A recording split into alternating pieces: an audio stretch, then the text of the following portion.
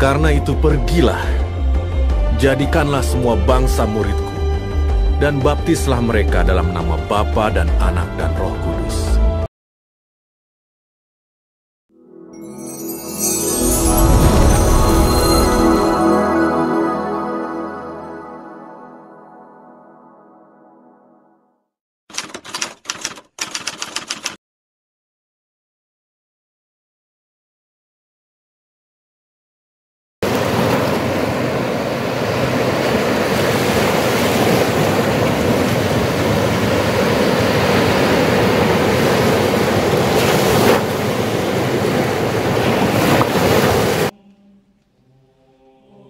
Tapian Nauli, sebutan untuk pesisir pantai barat Pulau Sumatera dengan garis pantai mencapai 200 km yang saat ini kita kenal dengan sebutan Tapanuli Tengah, merupakan pintu masuk utama perdagangan antar bangsa sejak ribuan tahun yang lalu. Kekayaan akan sumber daya alam, khususnya kapur barus, menarik perhatian bangsa-bangsa dari penjuru dunia untuk datang berdagang. Para pedagang yang datang dari seluruh penjuru dunia serta-merta membawa peradaban, budaya, dan agama. Sejarah mencatat, para pedagang dari Timur Tengah telah datang dan menyebarkan agama Islam pada abad ke-7 Masehi. Hal ini terbukti dengan adanya makam para pemuka agama Islam di Barus.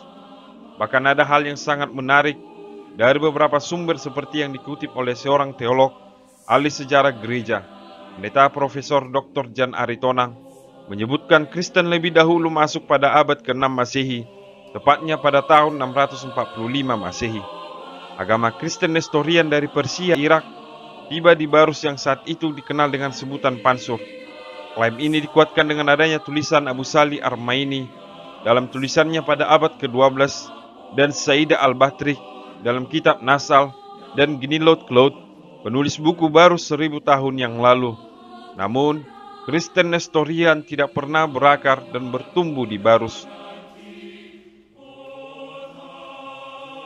Barus Emporium, pusat perdagangan dunia di masa lampau, memiliki kisah sejarah panjang sebagai pintu gerbang tertua dalam sejarah Nusantara, juga sebagai pintu masuk penginjilan di tanah Batak. Hingga kedatangan kapal dagang VOC pada tanggal 12 Desember 1602 ke Tapian Nauli yang dimotori oleh Belanda, yang pada akhirnya memonopoli perdagangan dengan cara mengusir pedagang Cina, Gujarat, Timur Tengah, Inggris, serta Portugis, dan melakukan kolonialisasi Nusantara.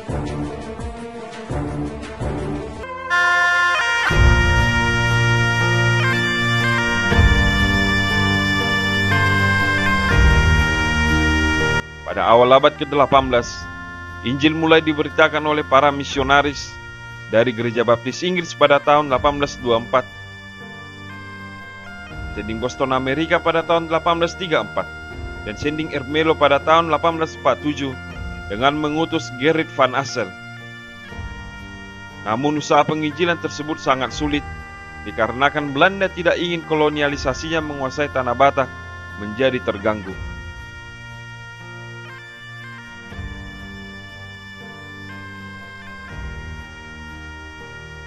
Pada tanggal 7 Oktober 1861, menjadi tahun berdirinya HKBP. 4 orang pendeta mengadakan rapat pembagian tugas penginjilan di rumah Gerrit van Assel di Sipirok, Tapanuli Selatan.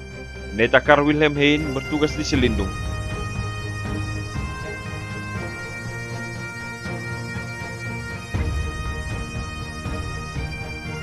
Pendeta Johann Karl Klemmer bertugas di Sipirok.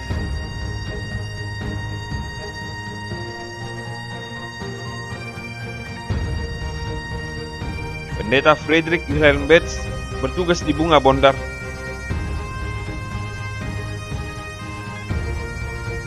Pendeta Gerrit van Assel bertugas di Pahai.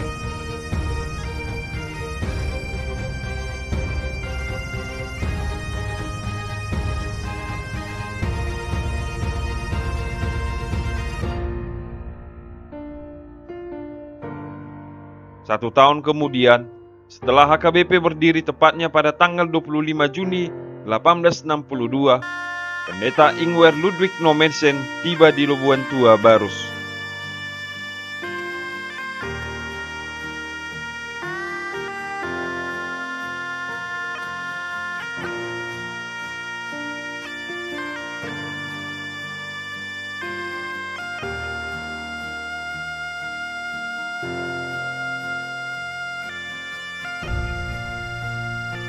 Pendeta Fabri yang saat itu pimpinan RMG di Wuppertal, Jerman, mengutus misionaris muda RMG yang kelima menuju Tanah Batak dan memutasikan misionaris sebelumnya dari Borneo ke Keresidenan Tapanuli. Pendeta Nommensen merupakan misionaris kelima yang diutus ke Tanah Batak.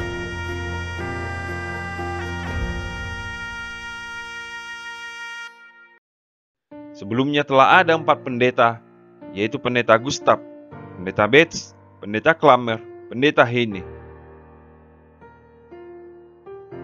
Nommensen berlayar dengan kapal Pertinax pada tanggal 24 Desember 1861 menuju Pulau Sumatera melalui benua Afrika, Samudra Hindia selama 142 hari dan tiba di Padang 1862. Dari Padang Nommensen menuju Sibolga pada tanggal 23 Juni 1862 dan tiba di Barus 25 Juni 1862.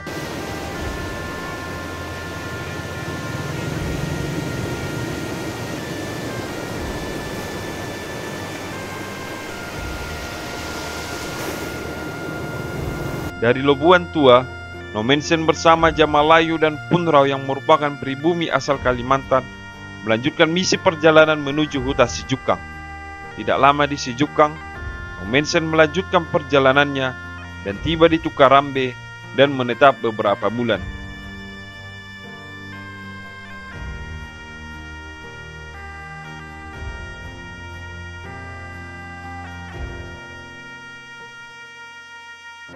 Namun di tengah misinya mengabarkan Injil ke jantung Tanah Batak, pihak Residenan Belanda tidak memberikan izin dikarenakan alasan keamanan.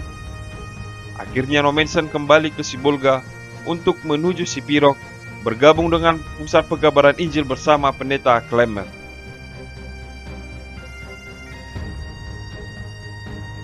Pada tahun 1863, Nommensen melanjutkan perjalanannya ke Selindung dan tiba bersama rombongan di Siatas Barita pada tanggal 12 November 1863. Dan dibukalah babak baru perkembangan penginjilan kekristenan di Tanah Batak.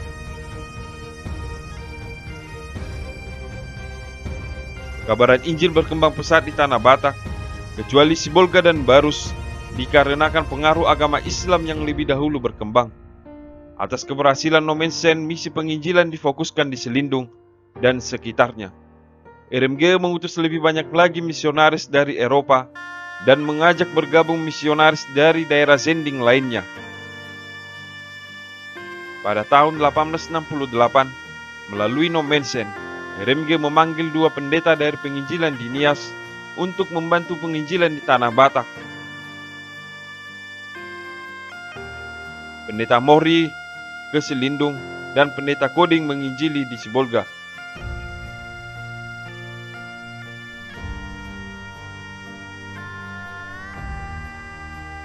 Pendeta Koding membuka pos pelayanan misi di Sibolga, dibantu oleh seorang pribumi bernama Jakobus Tampu Bolon. Pada tanggal 22 Mei 1870, Pendeta Koding melakukan baptisan yang pertama dan menjadi tonggak sejarah berdirinya HKBP Sibolga Julu.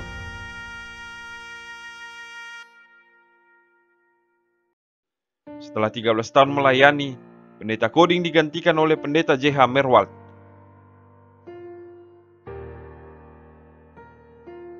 Yang kemudian digantikan oleh Pendeta Johannes Krey yang melayani selama 43 tahun dan pada saat pelayanannya banyak berdiri jemaat di Sibolga. Pada masa itu sudah ada beberapa pendeta Eropa yang bersama-sama melayani di Sibolga sekitarnya. Salah satunya ialah Pendeta Kapner.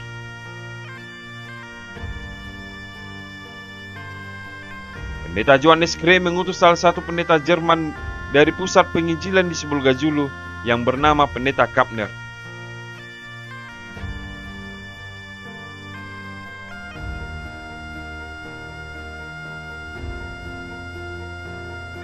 Pendeta Kapner ditemani seorang pribumi bernama Benjamin Lubis menuju Pagaran Siginda melalui Aik Bundong pada tahun 1906. Pendeta Kapner kemudian melanjutkan perjalanan misi penginjilan ke Sipea-Pea pada tahun 1908.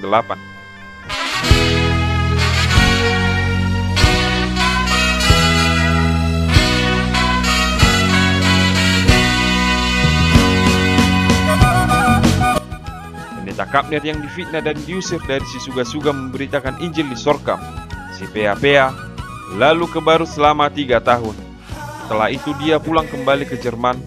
Namun firman Tuhan yang ditaburkannya di si Pea-Pea berakar, bertumbuh, dan berbuah 114 tahun.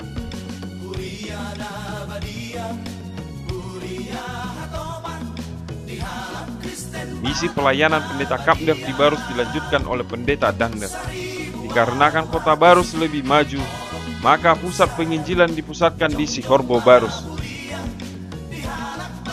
Sejak tahun 1914, jemaat AKBP si Pea-Pea masuk dalam naungan AKBP Sihorbo bersama dengan AKBP Lobu Tua, AKBP Uratan, AKBP Pagaran Siginda, AKBP Tukka Holbung, AKBP Sipodang, AKBP Pahieme, dan seluruh posending lainnya.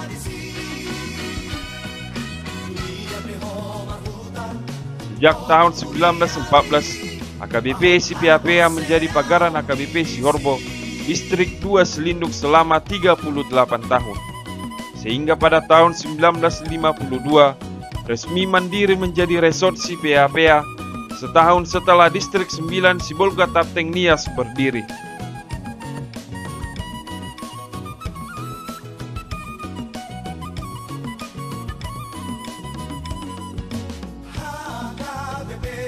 Pada Minggu 14 Agustus 1983, di usianya yang ke-75 tahun, AKBP si Pea-Pea melaksanakan pesta Mameakon Batu Ojahan.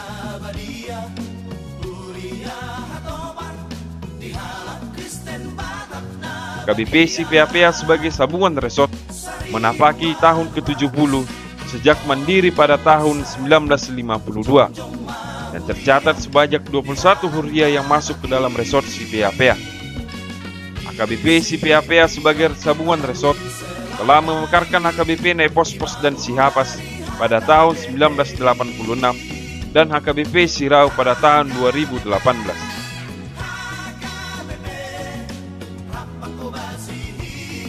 Ya Tuhan, hidup atau mati biarlah aku berada di tengah-tengah bangsa Batak ini untuk menyebarkan firman dan kerajaan-Mu.